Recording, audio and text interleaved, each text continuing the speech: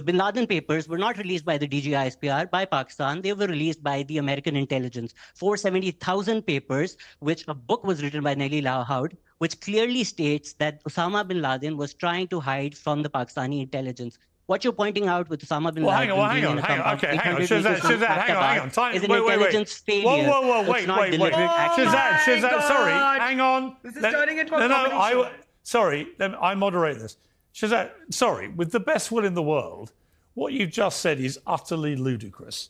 Osama bin Laden was found literally living in a house for years, a few hundred yards from one of Pakistan's main military bases. So if your intelligence didn't know he was there, it must be de facto the worst intelligence in the history of military intelligence. All they had to do was get a pair of binoculars and they would have found the most wanted terrorist in the world who committed one of the worst terror attacks in history. So forgive me, but that is a ludicrous statement to try and pretend that somehow this was American intelligence who was sort of...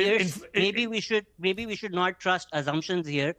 October 7th happened. That doesn't prove Mossad is the worst intelligence in the world. 9/11 happened. That doesn't prove CIA is the worst intelligence in the world. Well, it proves they massively dropped the ball. And this proves that... And I'm afraid the fact that... They did. Well, you don't dispute... Listen, Shahzad, you don't dispute Osama bin Laden was living literally down the road from one of your biggest bases, right? I absolutely accept the intelligence failure. But the American intelligence itself, in terms of the 470,000 declassified and do you not think it stretches credibility, Shahzad? Does it not stretch credibility? Pakistani intelligence was not involved in... But Shahzad, does it not stretch credibility that nobody knew in your biggest intelligence operation at that base? Nobody knew he was living next door.